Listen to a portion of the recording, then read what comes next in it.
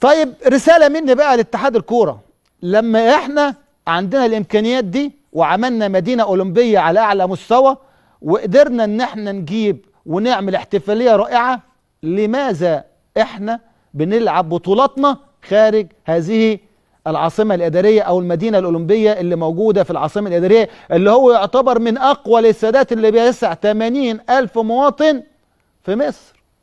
احنا ليه بنلعب مبارياتنا بره؟ سؤال كثير من الجمهور والمواطنين بيسألوا. لماذا لا نحتفي بهذا الإنجاز اللي موجود النهاردة في العصر الجديد بتاعنا ونقيم مبارياتنا، بدل ما احنا نقيم مباريات مكلفة اصلا للجمهور سواء كان اهلاوي او زملكاوي، وفي نفس الوقت بتستقطب اموالنا وبيكون رعايات على خارج ارضنا. طب احنا عايزين نعمل دعاية يا جماعة للمدينة بتاعتنا الاولمبية والاستاد بتاعنا. احنا ليه ما نفرحش ابنائنا وجمهورنا ان هو يجي وسط بلده ووسط ناديه ووسط ملعبه ويحتفل ويغني ويرقص، سواء فاز الاهلي او الزمالك او اي فريق اخر؟ دي دعوة مني انا بقى لاتحاد كرة القدم، أعيدوا حساباتكم مرة أخرى في إقامة البطولات المصرية على الأراضي المصرية. احنا عايزين نشجع اللعب داخل بلدنا. الناس كلها كانت بتيجي لمصر، عايزينها ترجع تاني تيجي لمصر، عايزين ننشط السياحة الرياضية. ايه؟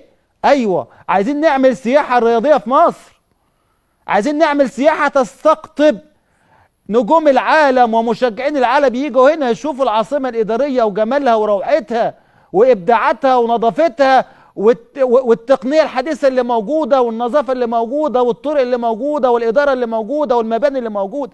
امتى هنستغل ده؟ امتى هنستغل الحاجات اللي احنا دفعنا فيها مليارات عشان تعمل دخل لمصر، عشان الناس تيجي تتفرج على جمال مصر وروعة مصر؟ دي رسالة انا بوجهها لاتحاد كرة القدم اللي انا بعتبره من افشل الاتحادات اللي مسكت كرة القدم في مصر. ومن حسن حظنا يا جماعة ان خلاص سيتم اجراء الانتخابات يوم 10 نوفمبر القادم لانتخاب مجلس ادارة جديد لاتحاد كرة القدم.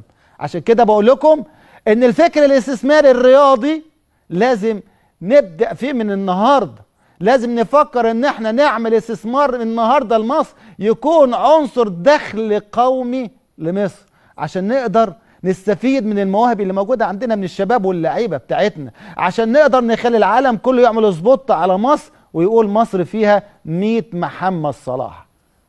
استنوني بعد الفاصل وان شاء الله يكون عندنا مواضيع مهمه جدا جدا ومناقشه جريئه جدا جدا على كاس السوبر اللي كان موجود في الامارات مع ضيفنا الحبيب الغالي الدكتور محمد أسامة.